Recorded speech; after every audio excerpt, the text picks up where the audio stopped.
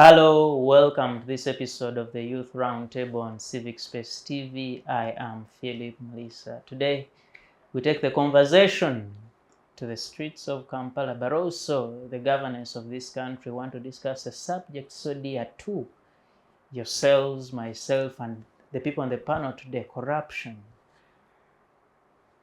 What is this thing and how should it be handled in this country? And in that particular lane, the young people of this country came out with an initiative dubbed March to Parliament, where they intend to put out their voices in trying to fight the corruption. And earlier this week, we had the president addressing the nation to say something about the intentions of the young people and try to caution them, telling them it is not necessary, you don't have to do this, but also it is not acceptable in this country. And I want to pick what these young people on this panel today think about what the president said, his response to the organization of the young people, but also the young people themselves, what they're organizing and its impact to the organization, to the leadership, and to the status quo in this country. I'll give some time to the young people to talk to us briefly about themselves, and later we get into the depth of the conversation. I should start from my extreme left. Gentlemen. Yes, sir. We're happy to have you. Thank you, sir. My name is Ivan Agaba, and well, I belong to the PLU, Patriotic League of Uganda, and it's a pleasure to be here on the Civic Space. Thank you, Ivan Agaba from the Patriotic League of Uganda. We want to feel the patriotism in the league and what it has to say about the developments as far as corruption and the reactions to corruption from the citizens, from the people in power, from the army, from the police is concerned. Thank you for being with us. Gentlemen. Yes, my name is Lawel, Lawel Muhwezi. I am glad to be here. Concerned citizen. I don't know at what age one stops being described as a young person, but I'm here as a Ugandan who aspires for better. Yes, a Ugandan that aspires for better, a concerned citizen, and a very concerned citizen. At that, we want to hear what the citizen has to say about the corruption, the organization of the young people, and where it can finally end. And I should start with this citizen.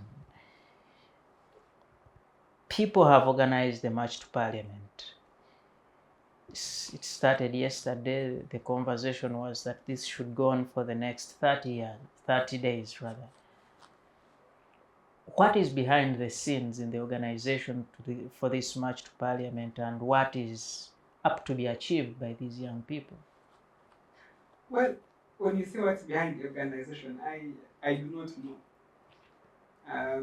At strategic level, or tactical level, I do not know.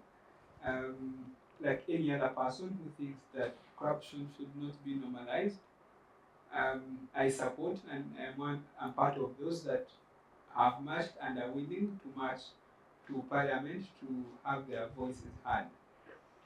I want, particularly at individual level, celebrate those that today showed up to express their voices, even if they have not been able to stay in the precincts of Parliament where they intended to have their voices heard. I'm particularly happy. The times I've appeared on this show, I've always talked about my belief in the young people of this nation and how they have capacity to change their fate, the fate of their country, the dynamics of their country, to have a country that they want to see. So today we saw people marching from different political parties, from NRM, I didn't see people in NUP particularly, apart from those I know in person, people from academic institutions, people who are just concerned, regardless of their party, regardless of their tribes, and they're saying, look, we need to voice these concerns. Now, I know there's a whole discussion on whether the protest is going to be successful. I don't know who has the metric of success. But for me, I think it's good enough that people are willing to come out of their comfort, sometimes it's even risky, because even when you say these are their rights, or the constitution stipulates these rights that they shall enjoy, the government is always unwilling to allow people to express themselves, enjoying these rights that are so, enshrined in the constitution.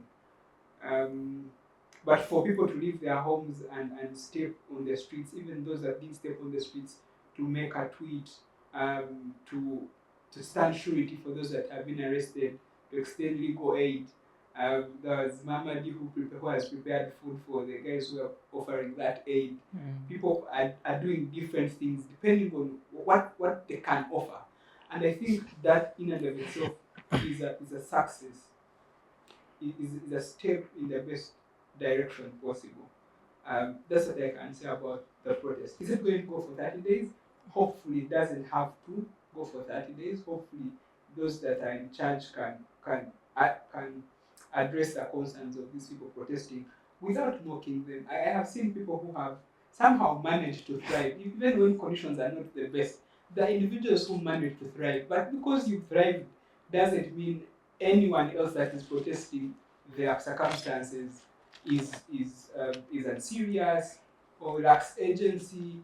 I think that if you have managed to make your way up through this system, doesn't give you the ground to mock those that don't think they are getting the best they should get in this country. Thank you so much. Agaba, protests, march to parliament. To begin with, what is the view of the Patriotic League of Uganda in this whole scheme of things, but also the young people? So I'll begin this with a disclaimer. I think the first one is I'm not a spokesperson of Patriotic League of Uganda. So the views I share here are my own, and I'm liable to whatever I say. Well, the Patriotic League of Uganda is a civic organization. We are not partisan. We don't engage in any sort of partisan politics. But to the best of my knowledge, PLU is an organization that helps foster patriotism. And ours is love one's country, do everything in your capacity to ensure that you love your country. And I think not protesting is one of them. I think that finding amicable ways to engage government, to engage the various structures of government, to me I think would be or stand or fit in the definition of amicable.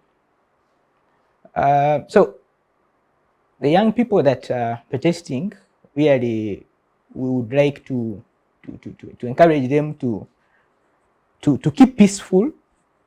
The word protest itself, I don't know, has connotations towards leading to something violent. Agaba, when you say the Patriotic League of Uganda is teaching Ugandans, or is a civic organization that is teaching Ugandans to be patriotic, to love their country, and the same Ugandans come out to say, oh, because we love our country, we think we should have leaders that serve to the love we have for our country, how does that now be a negative to the patriotism?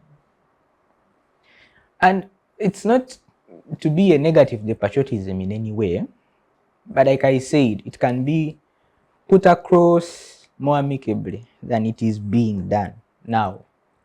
Because I'll give you this as a case in point, that these Agora people, the Agora discourse people, they've actually held Parliament to account. They've held Parliament to account more than any protest or any demonstration would ever have in this country. Get evidence of whoever is engaging in corruption and use your social media to hold these people to account, to seek answers to the questions you have. Agaba, social media. Yes. Is it a sustainable, impactful, reliable accountability tool? Given the conditions, you see, Yes, I'm a member of the PLU, but that doesn't make me lose my practicality. You see, when you're in a country with the guerrilla fighter and uh, in 1 month's time, you announcing when, where, how you're going to protest and where you're going to march to, what do you expect? Because you want things to be clear, peaceful, and legal.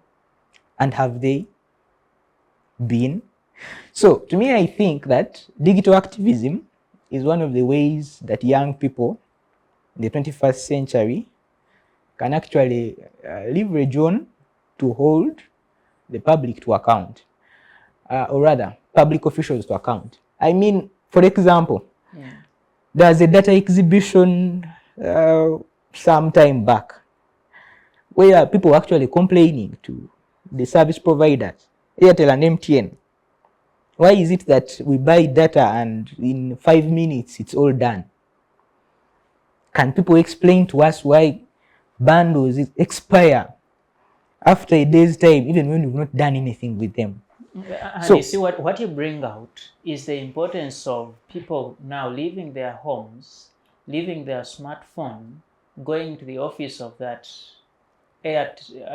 service provider to seek for an explanation. That is what the young people are doing at Parliament.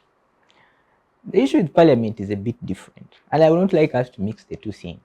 But the common denominator in all of this, in digital activism, is that even without meeting, even without the unnecessary engagement and friction with the organs of the state, we're actually able to hold these people to account without meeting them even.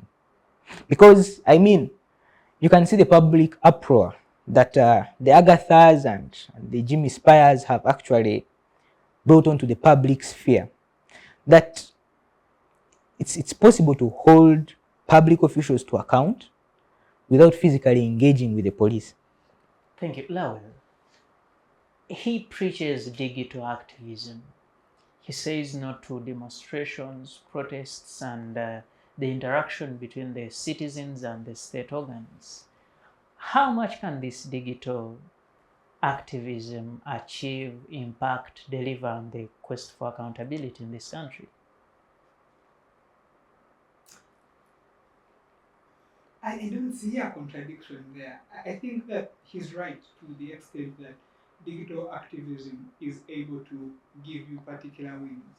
And I think it's true that entities like Agora and individuals who have come out to showcase, to exhibit whether it's corruption, whether it is potholes, whether it is data like I said, there has been some level of response, albeit not maybe enough, but you can see there has been impact, which you could say even political players, even including opposition political parties who are supposed to hold the government to account, have not been able to yield. And I think we should be able also to recognize the work that digital activism has done.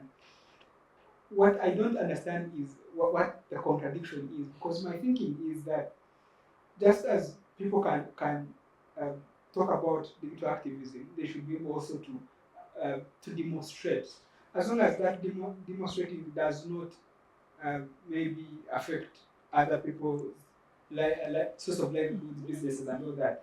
Let me come. And I think that's what people are trying to do. I can tell you certainly, whoever was watching the videos that have been put out today or was in Kampala today, no single trader has lost anything or has had anything vandalized by the people protesting themselves. I think he in his submission already recognizes that the problem is not the protesting.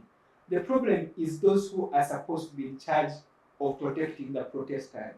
The character, like he said, are guerrillas who do not look at you as people who have a legitimate right to demonstrate, to peacefully express yourself as you would on the internet, because their impression is that anyone who is marching is perhaps an enemy of the state or the establishment.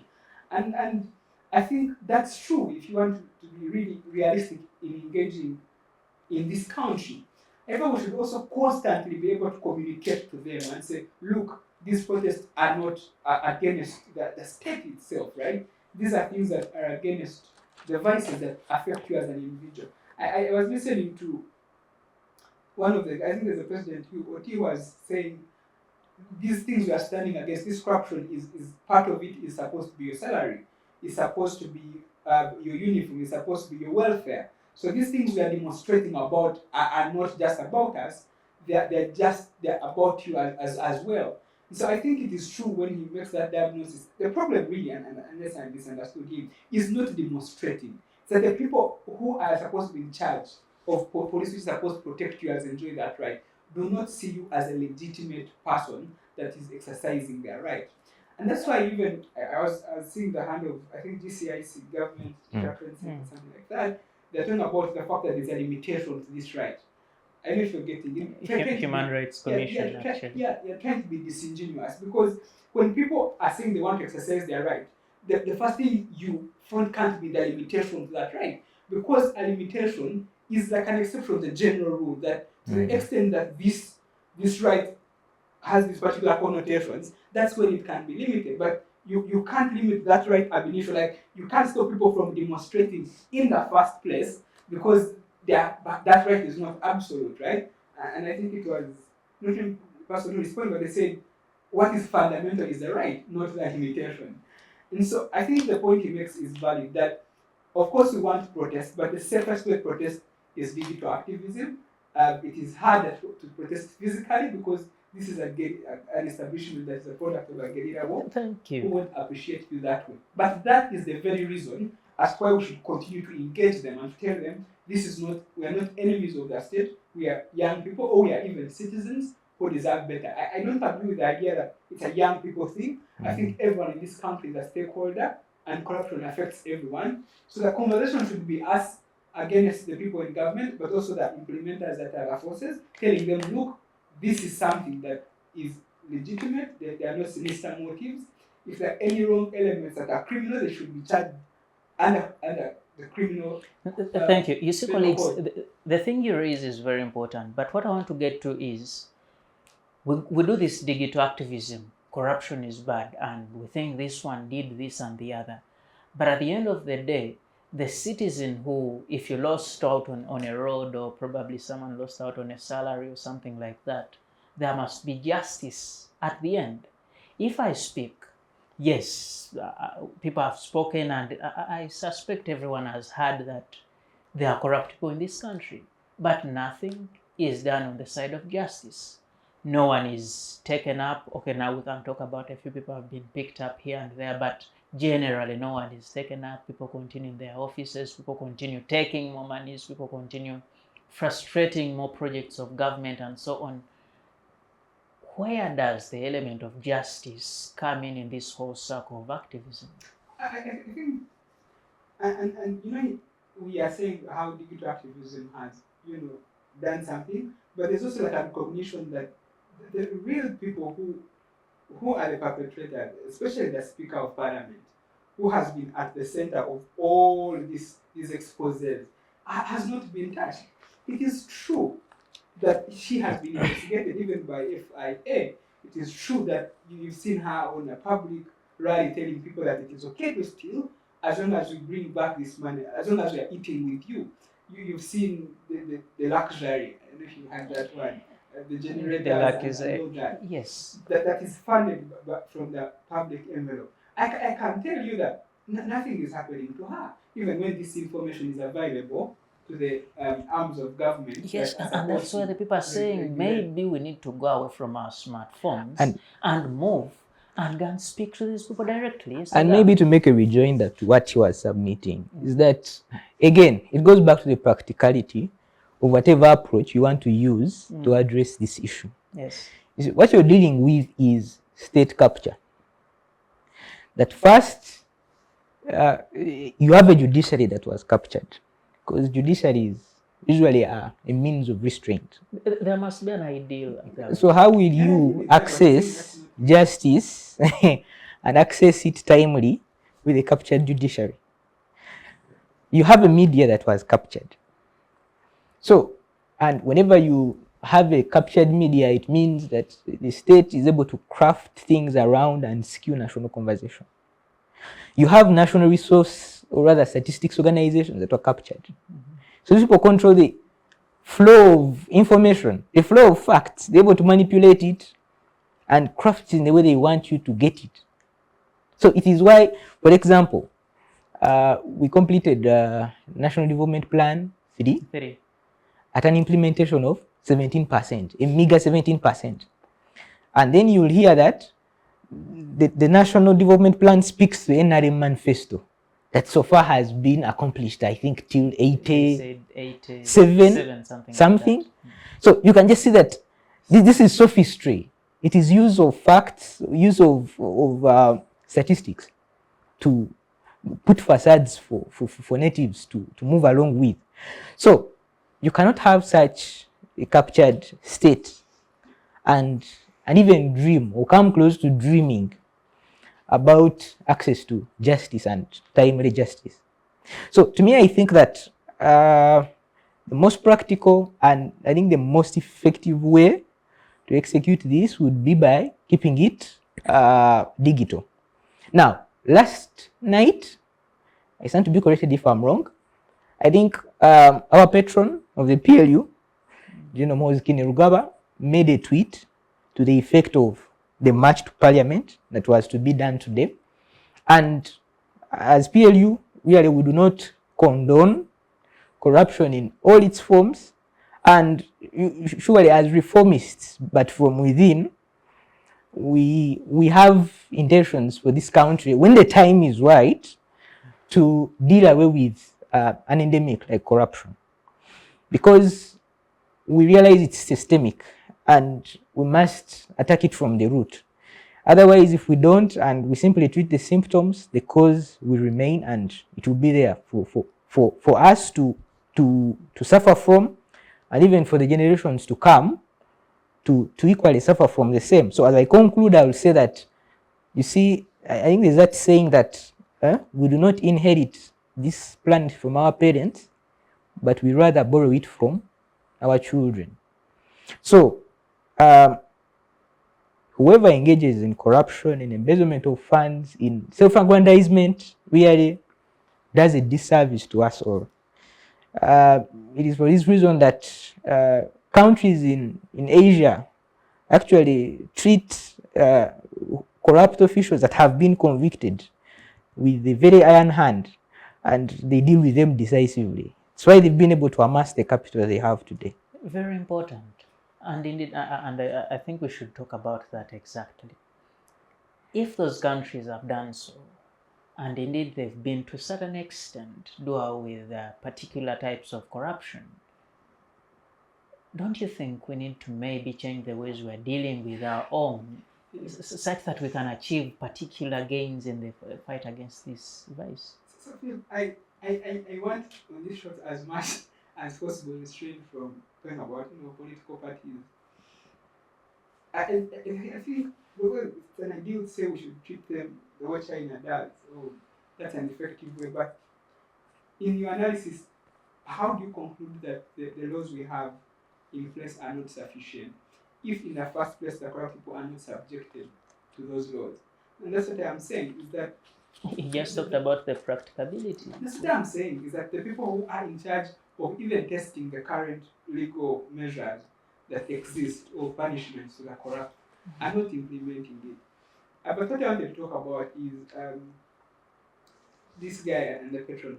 If they mean what they say when they say they want to reform this country, even from within, the patron is now in charge of the Uganda People's Defense Forces.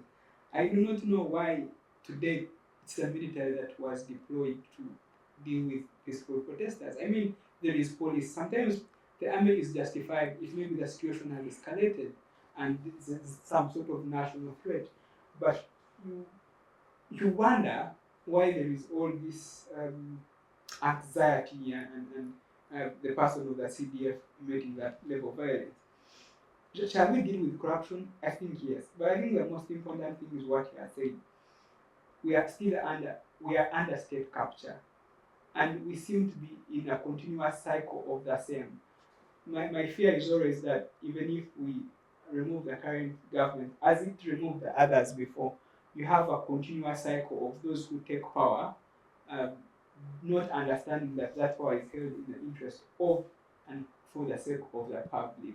And they think it's their thing, and at some point comes them against the others. If you look at, for example, the journalists that have been abused who try to cover the speaker's stories, realize that, the arresting policies get the police officer who arrests this guy is on her speed dial, the person in the DPP's office, even the magistrate in the court. The entire system is captured by this Speaker of Parliament. And you find it very difficult to rely on those systems. So the best thing to do is Shame them. is to shame them, yes, but also contest powerfully. I think that he may not say it in the interest of his current political inclination, but one of the problems we have, and you are saying most people are not bothered, I don't know if it's about how we got our independence or how we became, but we seem to have never had a moment where the people themselves have rescued and taken power, and the government in power is theirs. If I you don't allow think it is me, something that somehow the constitution just delivers. if you allow me, in the build-up of these events, one of the conversations that have come up, especially from people in government, is that you see, when you protest or demonstrate or whatever it happen, or riot, whatever comes out of it, you affect the rights of people who are working. The people who are opening their shops, they cannot open because they are afraid maybe they could be looting. The people who want to walk on the roads will be affected, maybe traffic jam or something like this. Maybe there is tear gas, someone is not involved in the riot. So the rights of the people who are not engaged in the protest are at the forefront. But the protesters are also people who have rights. How do you suggest people enjoy their rights to demonstrate? The people on the street, they came out I to think that- express I their think that's a rights. question that you have already answered on the relationship between the enjoyment of right and the limitation of that right. The point I want to make is that, and I think it's the thesis, that what the problem really is not the protests themselves, the physical protests. The problem is those they are protesting against, how they respond. The question is, how do we live in a nation where people can freely express themselves? My thinking is that, and this is why I differ with him, that we don't have to run away from protesting physically in the first place, to confine ourselves within the digital space, is that let us continuously engage these people, whether they go back at night and realize that they're executing it wrongly, that the people they are protecting don't carry the same interest as them, that they are tools that are deployed by the people who have ultimate power, or if somehow among health condition is affected by this physical protest, whatever it is, let us continuously push for it, because unless the people learn, and they don't have to do it all at once. Like I said, let everyone do what they can, but if they ever reach a point where they can confidently contest power, even if it means physically being on the streets, that is the ultimate. But for now, let us be okay with people coming out to protest, continuously engage, and push for this right. Again, what I'm saying is that it is not enough for the right to be within the constitution if it can't protect you. The only way you make that constitution work is if you can physically push those who are supposed to protect it to actually do it. If the Honorable Speaker of Parliament resigned today, You can say the right honorable. Okay, the Speaker of Parliament without adding honorable. if the Speaker of Parliament, the Right Honorable Anita Mom, Okay. resigned today, or for that matter, censured or anything, would that be a positive gain in this fight, and indeed, would it qualify the calling off of this match? Yeah, I think the protest against Anita Mom, sometimes, and I think it is not really about Anita Mom, this woman from Bukele, it's about what she represents. And I think the contest against Amon is a contest against corruption and the arrogance that comes with the corrupt. The people who think that they can be corrupt and laugh and mock everyone else, that they can stand public rallies and say we are stealing, but we are stealing for you. I don't know if you're getting it. So for me, it's not really about her as a human being. It's about what she represents and what our society ought to stand for and what their position is supposed to be in society. Thank you. Agaba, I want you to speak to that, but also, you and I have had various corruption scandals in this country. Embezzlement, someone's embezzled about, say, 5 billion, and the law says, he talked about the laws, it says you can be convicted and sentenced to 6 years or pay a fine of 2 million shillings. Then you have people are getting loans at microfinance. Yes, and that was a scandal also. It's a very, very big scandal in the offing, and I think our digital activists have not, I don't know. I think it was Natif that was propping it up, but I think the rest didn't take it on. Now, what I would say is this, that, you see, there are two separate things. And I think Museveni puts this on his weighing scale. You see, there is office and there is power. Those two are different. You can be in office without power. So, Museveni finished the power bit. That one is a fait accompli. That one he grabbed. But I think what he seems to maintain this facade of a democracy for is the office.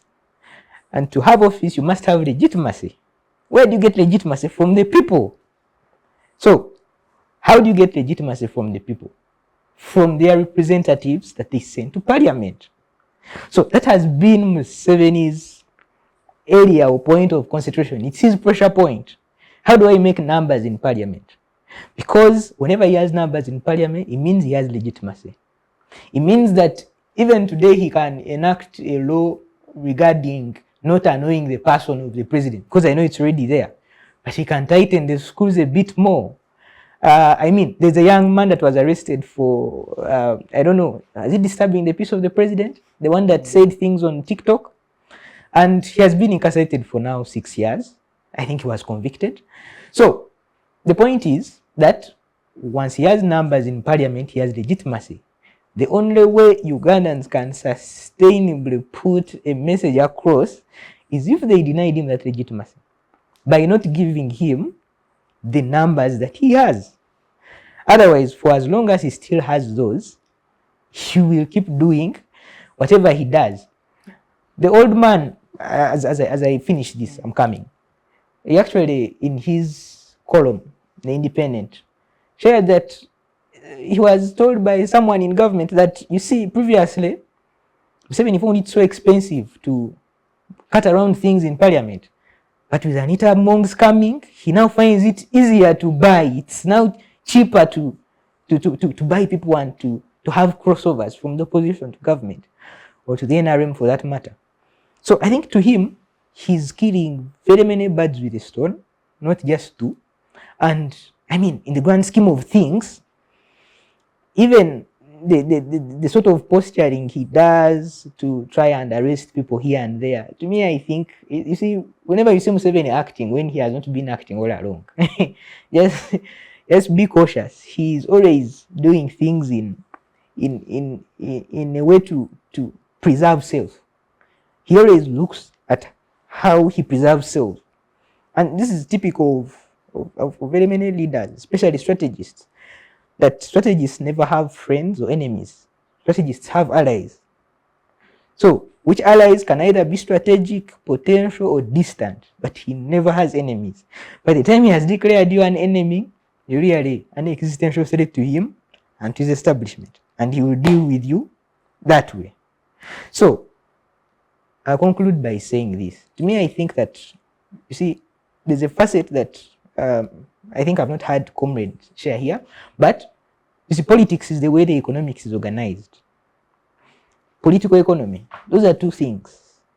Because it's believed that one and the other are like Siamese twins joined at the hip. But whenever the economics is bad, this eventually trickles down into the politics of the country. So, for the Ugandans out there, for as long as you keep sending or giving the head of state and president of this country the numbers you do, please get prepared for even worse. Thank you. Briefly, how do you respond to the people that say that actually the legitimacy he has, like you call it, he, through the use of either force or money, gave it to himself? You see, let me say this, that you see, Museveni learned a very important lesson during his very many years during opposition. He learned that you see, it's actually the first rule of the streets, that you see, endeavor to have what people need. For one reason or another, people will always need you. They don't even need to like you. They shouldn't even like you, but they need you. They will need you. So Museveni knows that people want money, people want power, people want positions. For as long as he has those, he will have them. People have money, he will garner resources from wherever and make sure that he's the alpha and omega of resources in this country. People want power, he'll give it to them. He'll give them escorts and vehicles front and back. They want position, he will give gerrymandering wherever he has to make sure that you need him, and you will always need him. Endeavor to have what people need, they will look for you. Thank you so much for that comment, colleagues. The Youth Roundtable goes into a very short break, and we shall be right back. Digital rights are those human rights and legal rights that allow individuals to access, use, create and publish digital media, or to access and use computers, other electronic devices and telecommunication networks. Digital rights include a right to freedom of expression, information and communication through technology, a right to privacy and data protection, a right to credit for personal works, a right to universal and equal digital access, a right to identity, a right to anonymity, a right to be forgotten, and a right for protection of minors, among others. The state's digital rights are frequently violated through various unfair actions, for example, blockage of websites and social networks, theft of credentials, unauthorized use of people's data for personal gain, privacy intrusion, online censorship, arrests and intimidation of online users, internet blockages, and the proliferation of laws and regulations that undermine the potential of technology to drive social, economic, and political development worldwide. It is hence every citizen's responsibility to respect rights of other digital users and to speak out or report to the responsible parties when one's rights are violated. You are still on the Youth Roundtable, and today we are discussing the corruption, the fight against corruption, the response from the state, the protests, and how everything is going to unfold in the anticipated 30-day protest organized by the young people, Gen Zs as they call themselves, of this country. And joining me in that conversation is Muhwezi Lawel and Agaba Ivan. Colleagues, the corruption, this is something, when you listen to many people, some will say a country cannot survive without corruption. Others will tell you corruption is the reason this country is suffering. What is the exact position and face of corruption in the context of Uganda and by extension the region East Africa? Lawel. If he passes I think let me begin it this way. That you see, the challenge with most African countries and states, I think, since independence, was one, that you see, how do we meet the needs of our people with the resources that we have? The founding fathers in many of the African countries made very many promises in the lead up to independence. But post-independence, and they had power, they actually slapped so hard by reality, because they are being told that, no, you see, yes, you made so much so in form of promises, but this is the amount we have in our resource envelope. So I think this is what I think, to me, if you're to historicize it, that we could connect the dots and see with what is currently happening. You know, in economics, there's something we call the paradox within market-led growth.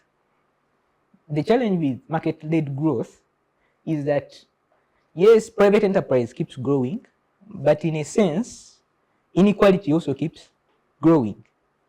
So inequality in which form? I can give you the simplest of examples. And I was talking to my doctor friends, that you see, the doctors that graduated in the 60s and 70s and started working then, on average needed about 10 years to stand on both feet and become men and women of their own. But for a doctor working now, given the pressures, the economic pressures that you face, you need 15, 20 years if you're making money honestly and you're not trafficking organs or prescribing the wrong things where they shouldn't be. So it's that widening gap of inequality between the haves and have-nots that eventually brings about undertones like these, especially among the youth. Now, the question with the Gen Zs is that, one, they grew up being told by their teachers that you are the leaders of tomorrow. When they look at the teachers who are in there tomorrow, they are not leaders. So they also begin questioning themselves. Are you telling us the right thing? The second is that they grew up being told that education is the key. They forgot that there was a door. So with a key or without a key, are you able to open the door? So I think it's these that bring about the spark within these young people to sort of come and burst out and vent out, and rightfully so, when they see their country being mismanaged. So really, I'll say this, that I'll say this, that you see the vanguards, the so-called vanguards of democracy world over, the US, have all these forms of cultural imperialism. They have Mandela Scholar Program, Washington Scholar Program. To me, that I call conduits of cultural imperialism. I mean, by the time you go for those fellowships and come back, you actually think that how they do things is better. So you forget about an Afrocentric approach towards managing your own issues, and you want to do a direct copy and paste here. To me, I think that's a challenge. And they keep on, because, for example, I will tell you that in Kenya, the other day, Ruto was talking about an NGO called Ford Foundation, that he was accusing of funding and bankrolling the protests. So these people are here, and they're not here for luxury, like it has been put on social media. They're here because they're there to tell you that you are the young people, the own up your future, make sure your voice is heard. When in the US, of course now Biden dropped, but we had two old candidates with an average age of 79.5, and yet they do different things and come and preach very different things down this side. So I would like the young people to context, to sort of put that in context, to look at it wholesomely and not just in bits. Thank you, Muhwezi, and you're going to build on that. But what's your view on the school of thought that African governments, the Ugandan government, the Kenyan government, are under pressures to deliver luxury, like you people have crafted it. They're under pressure to deliver services the way London is doing it, the way Brussels is doing it, the way Beijing is doing it, or Washington. Yet, because now the people in their countries are able to see how things are done in that particular part of the world, yet we are at a different level of resource accumulation, having the money, the cash to put out these services. They're saying, you're calling us to deliver these. The pressure is overwhelming, but we cannot because we don't have the monies to do so. If you want to stretch your brain, that's new. I want to. There are things I consider. I don't need to complicate.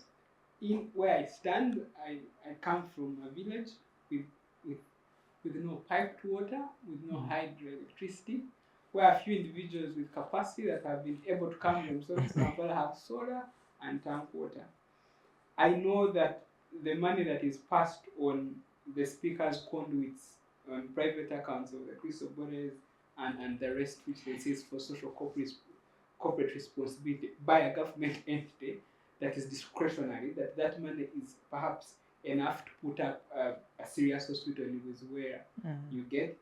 For me, that's where I stand. I don't understand. I don't want to stretch my brains to understand or to even try to philosophize or whatever it is, the idea that somehow we are asking for too much from government. We are simply saying that even with the limited resources that are available, let us handle them responsibly and transparently. It becomes very complicated when, like, your father comes back at home and says, things didn't move well and they don't buy food. Maybe you would be understanding that things are hard, but it becomes harder for you to be understanding of them if they come back with a bottle of Jameson that is 250,000 shillings and they are saying, we are unable to provide for you food, you are asking for too much. And that's the idea. It can never be the position of those who are contesting that somehow we want the same services like the people that are being quoted here offer. We're just saying offer the minimums that can be provided within those means. That's the thing, that the people in charge of telling us to tighten our belts, to be frugal, are the same people who are living in luxury. I don't know if you're getting it. And for me, that's where the problem comes. When you look at the people who are working, the so-called working class, the percentage they have to people who are earning above 4 million, above 10 million, how much they have to be deducted from their salaries to sustain the country. And then they see the money that is being eaten, the money that is being donated. They see the arrogance of people standing on public rallies and telling them, yes, we are stealing, but we are stealing for you. And people who they say they are stealing for don't have capacity to send their kids to secondary schools where they can change their lives. It is not that. And then it's okay to offer blanket statements that, these people are under the influence of the West. I don't dispute the West perhaps can have its their interests, which may not be consistent with our interests as a country. But to the extent that we see those in power not working for the interest of the people, I think those people have a legitimate cause to push back against these individuals. I am not really interested. People want to talk about whether corruption leads to development or country can develop despite or in spite of corruption, can go to Andrew Mwenda's clan and have an academic lecture there. But where I stand as an individual, I know that I would rather have money set up as a school as opposed to an LC5 chairperson setting up their private poetry farm which they want to disguise as a demonstration farm, which does not put money back either to the resource envelope or to the people within the community. I know that comparative. I am really not in the mood to be preoccupied with this discussion of corruption. Thank you, Agaba. Yes. Karl Marx is known to having talked about the peasant class and the middle class and the proletariat and so on. And he continued to say that the moment people are able to evolve from the peasant class to the middle class, both psychological and economically, they are able to now understand what they need to do so as to get better in their society. Someone who is evolving economically, they set up their small business, URA comes to them, they know now that, oh, URA can affect my business positively or negatively. They know that this member of parliament can affect me. They know that this law affects me this way. Do you think, and recently they declared Uganda is now in the middle class. Lower. They declared. Is it the effect of the middle class that is pushing the Ugandans and by extension the young people across the African continent, because we see agitations in Kenya, agitations in Ghana, in Nigeria, in Malawi? Is it this rise into the middle class that is pushing all this agitation we see? So to me, I think, for example, we've had a preliminary results, I think, of the recently concluded national population census. And those results show you that we're about 46 million. And about 70% of us are below the age of 17. With a very high population growth. So, Ugandans and by extension Africans are really multiplying or proliferating at a very high rate. And I think that's putting so much pressure on them and on the governments that superintend over them. And I think it's for this reason that you seem to have agitation spreading across. Because, for example, in Sudan, it was the price of bread. I think in Egypt, I think even in Libya, a young man that set himself ablaze because he was Tunisia. finding no job. I think Tunisia, yes. He was finding no job You know. to earn himself a decent livelihood.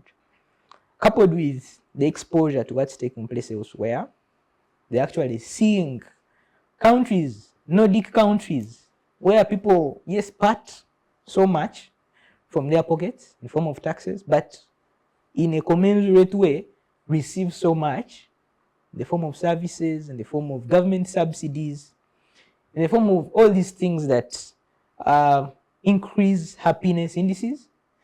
I'm told that Nordic countries have the highest happiness indices world over because of this, the service delivery that they receive from their governments.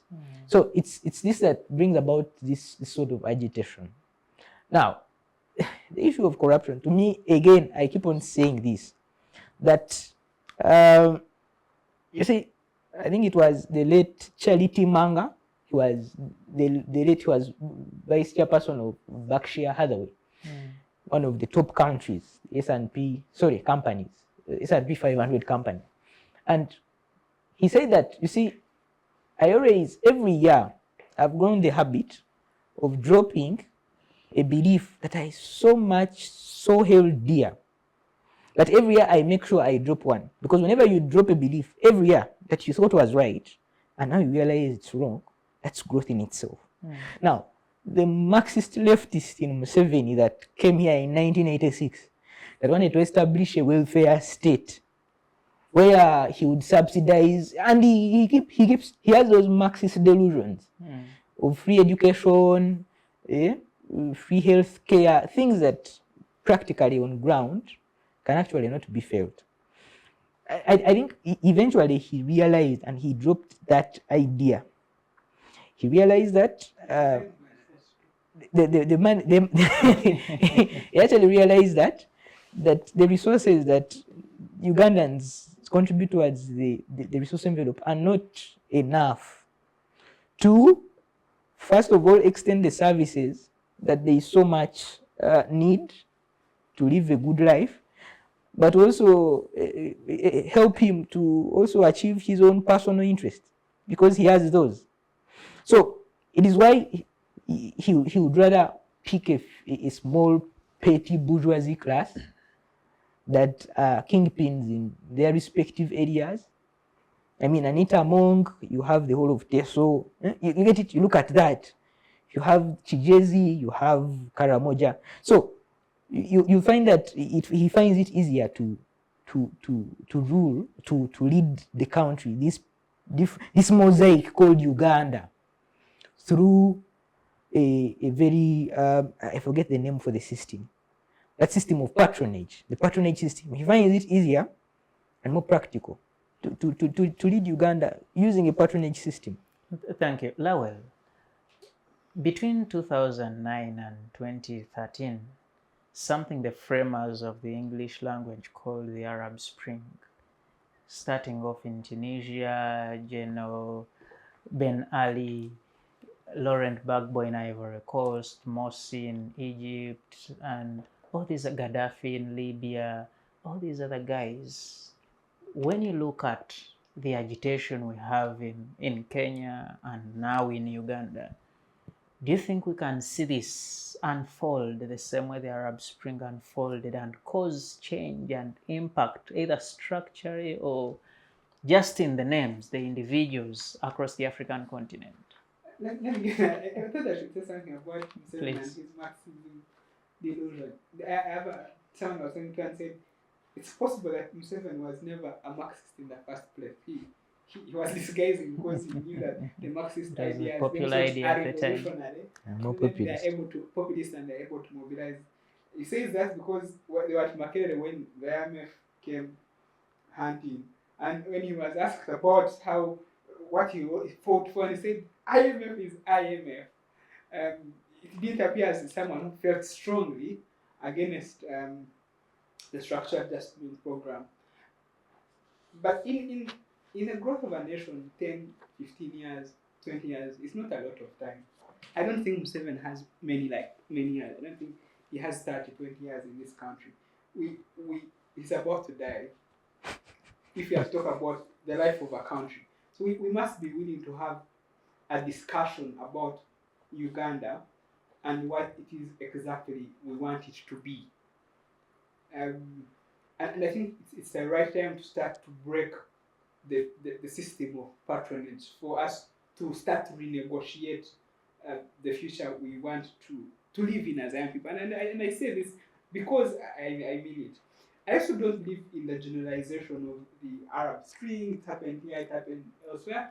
I believe in particularity that every country has its own context, has its own history, and what happened in the other country may not necessarily be what happens here. We can have a negotiation, we can have a consensus, we can have the people who always have the power, who is a UPDF, find a way to renegotiate this country that we call our own.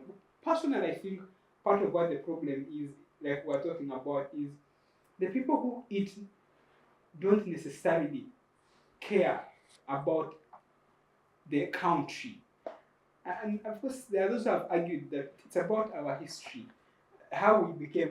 We have not had a time when we have been Uganda, when we've had to fight as a nation.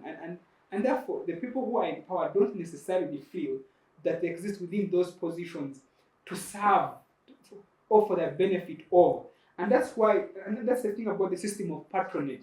It is not so much to work for the people. It is so much to consolidate yourself. Because it's about you. It's about how do I maintain this power. Not to maintain it for the functionality, for the progress of the entire nation as a whole. That's why I'm saying, I don't think perhaps we shall have the Arab Spring. I don't know if most of these worked for their countries thereafter. You see, Lawel, I'm only saying that within our own context, whether it's digital activism, whether it is the physical demonstrations, whether it is me and him talking and discussing consensus building, I think we can be able to reimagine the country that we want. Lawel, I don't want to sit here and say if you allow it's me, going to be like was in Tunisia. The people in Uganda are crying corruption, extravagancy, opulence, and so on. The people in Kenya are saying the same things. The Ghanaians are saying the same things to Nana Akufo-Addo. Malawians to Lazarus Chakwera are saying the same thing. Nigerians to Bola Ahmed Tinubu are saying the same things. Why don't you see a relation? Or maybe if the Arab Spring is very far, we could bring it closer. If I take you back to West Africa and indeed Central Africa, the revolution that has produced the Ibrahim Traores and Simi Goitas. You see, I understand it's nice to say those things. But again, it takes us back to where we started the discussion from. It is, we are dealing with a different state. Like I told you, we are dealing with guerrillas. If I can tell you, if the outfit we had in the governance of Kenya was the one which we had here, we would definitely do the same thing that the young people of Kenya are doing. We would be on the streets. But you have to constantly understand who are you contesting. When you look at the protest in Kenya, there's some belief that we are working for the people, or that the people have the power, or that the people have potential to undermine that power and cause a shift, a disruption. But it also goes back, like I said, in the particularity of the country. These are, you know about 1990, you know Saba Saba, you know about Kibaki, you know 2007. You know that, you know how also the power centers are divided within the country. They have the potential to contest the state.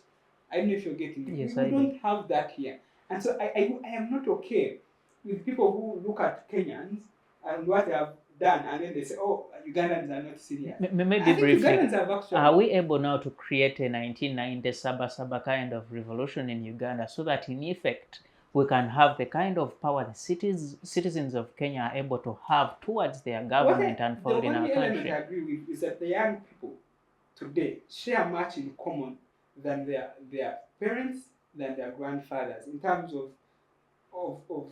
how the spaces they have grown in, their sources of information, the things they care about. I'm not saying we are completely broken the social constructs, the division and the tribe and ethnic. But I think we share much in common when we sit here. Unfortunately, we are not born so far from each other. But I'm saying, even if it were Moses here, we seem, even when we subscribe different parties, we seem to have a lot in common. And maybe that can help in us being able to build some sort of consensus moving forward. And I think it's a character with the Gen Z that we may be able to put some of these things aside and negotiate a country.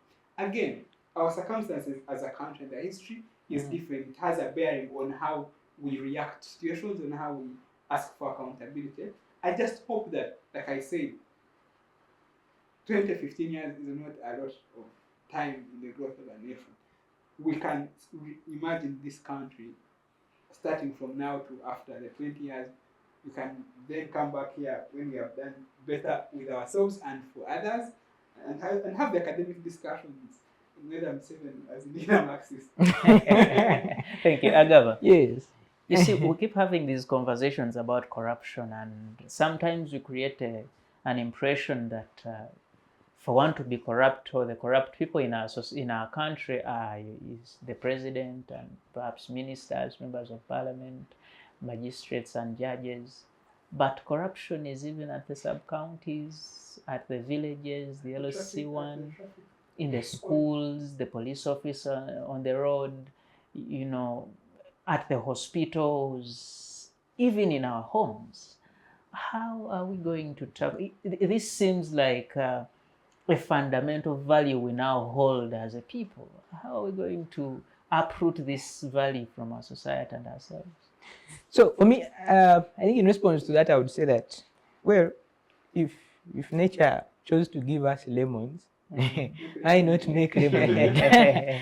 But the point is this, and this is in regard with especially the Gen Z aspect that has now come in. But you see, I think these are budding young people, just like you and I, with aspirations, with dreams, and they want a new bargain because they were never part of the old bargain. So they want a new bargain, and I think it's up to them on whether they can actually build one and have a way to superimpose order over the existing one and swallow it up. I don't know whether that will happen in the 15 to 20 years that Comrade has been saying here, but we hope so. But to me, I think, you see, the challenge with how we look at this is, you see, especially in this part of the south of the Sahara, you see, our kiosk mindset in a supermarket world costs us so much. Because, like you said, and you rightly asked him, that people in Ivory Coast, people in Nigeria, people elsewhere, people in Kenya, our neighbors to the east here, actually sharing the same things, and no one ever seems to ask why. Because if only we broadened our scope and not kept it simplistic, I know to understand it or to explain it to the common man is by keeping it simple, but then there's a broader context. And like I told you, like we're sharing here, that Museveni now, with the Gen Zs of the country, is equivalent to if I was taken to my primary school and made head prefect. I mean, I literally know who to play against the other and which pawns on my chessboard to move. Because these are young people. What they call history was my present. So I know how the system works. I've been in the corridors of power for so long. It is statecraft that has made me be here for now 37 years and counting. So I will know how to move it. Now, what I would say, the broader context is, you see, African leaders have positioned themselves as puppets of the West. And in so doing have gone a step to implement these neoliberal economic policies. And I think it's by implementing those policies that the budget becomes a tool of servitude, perpetual economic servitude, keeping your people in economic slavery. In Kenya, you had how the people, how the Gen Zs were saying that budget was IMF OCHE suited. It was simply handed over to the finance minister for reading. So it means that we've positioned ourselves as puppets of those people. Are Yes. we able to do that with these Bretton Woods sisters and so on, the Yeah. IMF, the World Bank, and so on? Ideally, to do away with them would be to take China's role or China's route. I mean, China had to chase away money that came with very many strings attached by growing its own. And by growing its own means enforcing very stringent and punitive penalties to whoever engages in any form of corruption. But So- also now, and again, that takes me back to the background of how they started that 1960 Great Chinese Proletarian Revolution and how it unfolded. So I think It was leadership. not on a silver plate. So I think leadership plays a very huge role. Because how did a man like Lee Kuan Yew move Singapore from third world to first in a span of about 30 or so years? Leadership. So Yes. we have a huge deficit of leadership, and I think this deficit keeps on growing, and that gap keeps on widening as new generations trickle in. We've failed to build a generation of young people conscious enough and aware enough of how the global geopolitics and how everything in it works for them to actually make these countries of theirs qualitatively leap to better. Thank you. I think Lawel needs to. I think he makes like it starts by doing the right diagnosis and then the deduction is off. Tells you that it's leadership, and then after it says the young people. The truth is that discussion, the only thing it tells us is it's possible, right? It's possible for leadership to be provided, and we get there.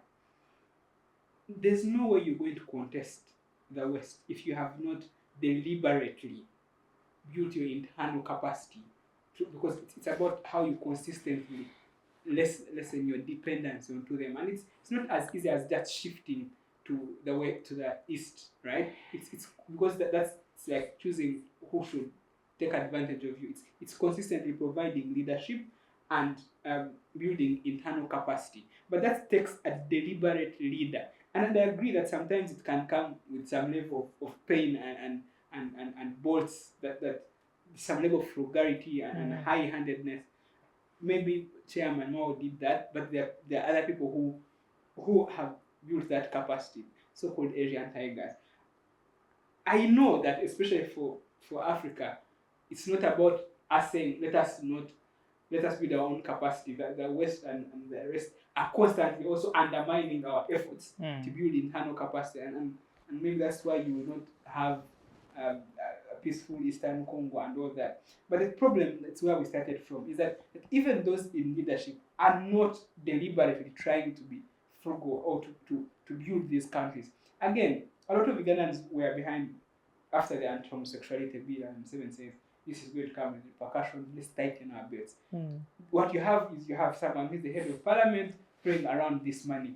If it was Lee Kuan Yew, if it was some Chinese guy, they wouldn't take this abuse of money, of corruption lightly, because they want the system to work. The president we have doesn't want the system to work. And the same thing he tells you, the idea of patronage, of power, when you're much more preoccupied with protection of power and not so much preoccupied of how do I get this country from one Maybe state I to should the ask other. you, Yeah. when you listen to President Museveni often giving his Pan-African speeches or patriotism speeches, and indeed President Ruto or any other typical African president, they sound pretty good in terms of describing how Africa should behave and how the systems and the civil servants should behave.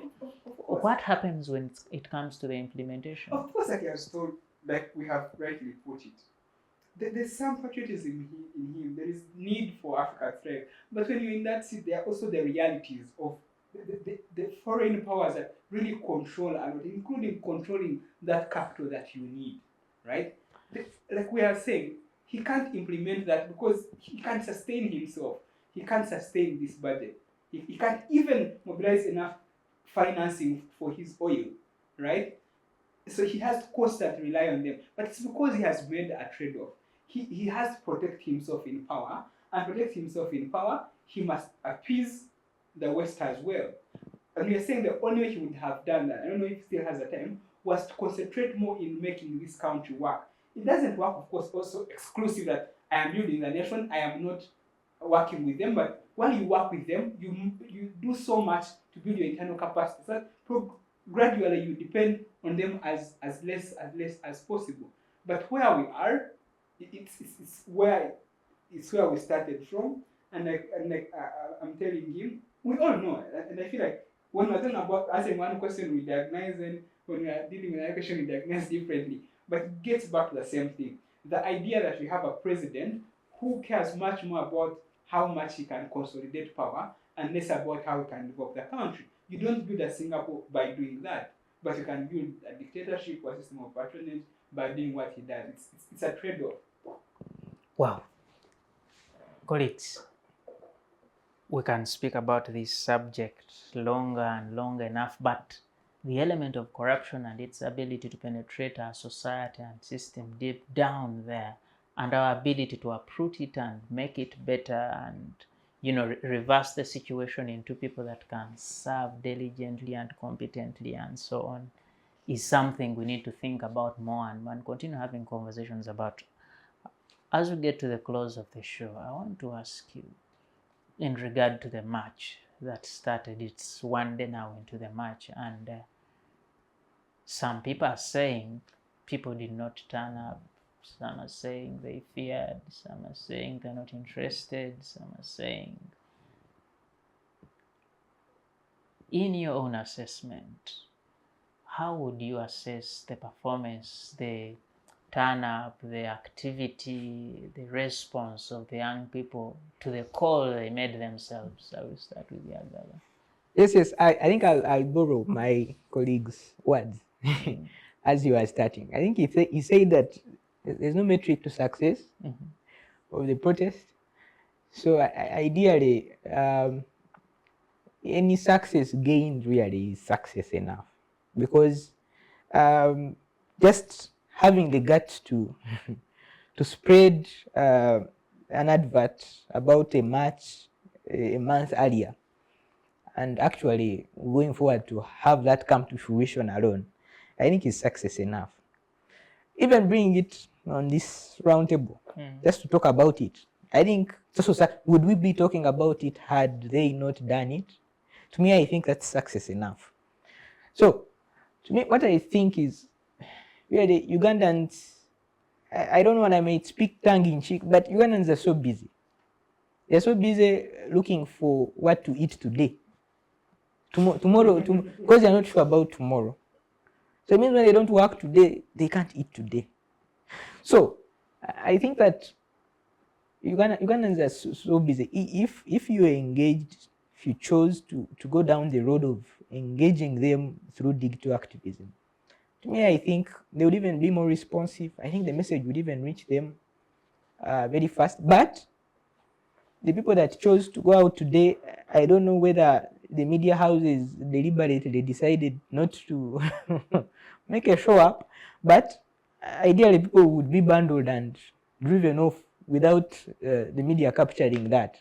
I think it's only for the few that agreed with the media houses before they started that managed to have some of those proceedings captured on camera. Someone said that part of the reason not very many young people showed up for the activities because it was so much in English. It was discussed on television Twitter. shows in English, on X, in spaces, and, you know, Google Meet kind of sessions. Well, how do you respond to that? But you see, when has a revolution not been led by the elite of a country? I mean, in 1981, you had a group of 41 young men go to the bush, all educated, with exceptions of a few. But many of the others that were not as educated as they were eventually joined on later. But so it actually shows the very pivotal role that the elite have towards contributing positively to national development and national discourse. And to me, I think it's something they should not shy away from. And it's something they should not be ostracized about. Because, see, everyone for some reason or the other says these people in suits, they simply hold expresses and lament all sort of things, but when it comes to the D-Day, they don't show up. Well, I mean, at least they are talking about it, and they are spreading this information. They are spreading this consciousness out to very many other people. So to me, I think information is a tool in the fight against corruption. I think it's number one of the tools to fight corruption, and I encourage them to go ahead. So really, as the PLU, we condemn corruption. We are not for corruption, and when the time is right and we have power, I think we will do very, very much better.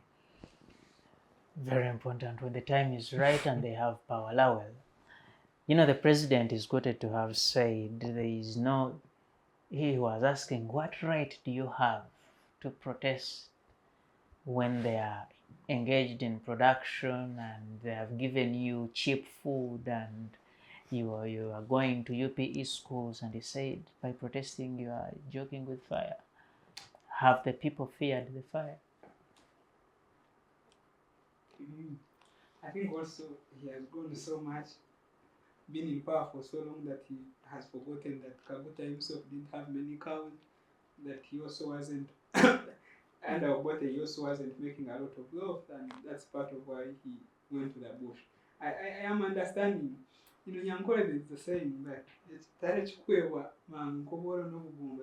people forget so much barrenness and poverty. I don't know how many youth are really creating wealth. I am a graduate. I have friends with graduates. I don't know how many people have any sort of wealth creation going on.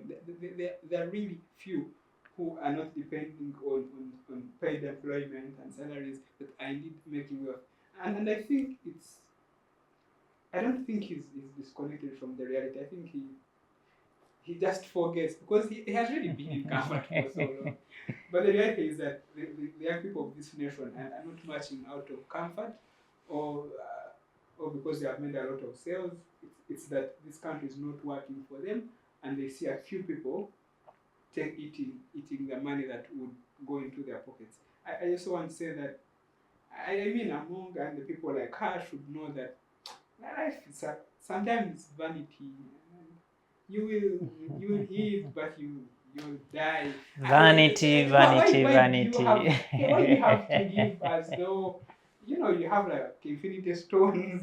You get. I think that I know that there's this hunger for power, but we should have a limit. I hope that her or the people that depend on her somehow can have like an awakening, more like an internal conversations. People don't have to demonstrate. People don't have to be arrested the way people are being arrested. People are now in cells because there's this insatiable hunger, the need to embezzle as much as possible. I don't know, and I think conclusively, we're talking about how do we solve corruption. I have thought about it. I don't know. Maybe it's about upbringing, or maybe it's about the anchors of society, like religious centers, not doing that. But I don't know why. But I cannot understand how somehow can have total disregard of others, and they are stealing and accumulating money endlessly. Like, so I want to conclude by again appreciating those that showed up today, even if you didn't go to the streets, but you tweeted, you talked to a friend, you provided legal aid. We may not have a lot of time as individuals, but as a generation, we can have some level of consensus. We can change the direction of this country. I hope that he's comfortable where he is in PLG. Thank you. My strategist, I think that you guys should show up now and demonstrate that indeed corruption is not something you condone by acting. Yeah, and it's actually something they include in their statement. But I want to ask you, in one sentence, yes, what advice would you want to give to the protesters? Now, to me, I think digital activism, I think, still works. I'd never seen a parliament so overwhelmed like it was when the Agathas made that expose, the Parliament exhibition. Thank you so much, Agaba, for those views and for being with us today. It's been wonderful having you today. Lawel Muhwezi, thank you so much for your views and for being with us today and for the calls you make for whichever beliefs you have, the two of you. And to your viewers, thank you so much for keeping it, the Youth Roundtable on Civic Space TV. Remember, we are powered by the Center for Constitutional Governance. We send our sincere appreciation to the support you give, and of course, special thanks to the people behind the machines. You do wonders, you do us very well. We appreciate the work you do, and from us we say good evening, and may you have freedom always.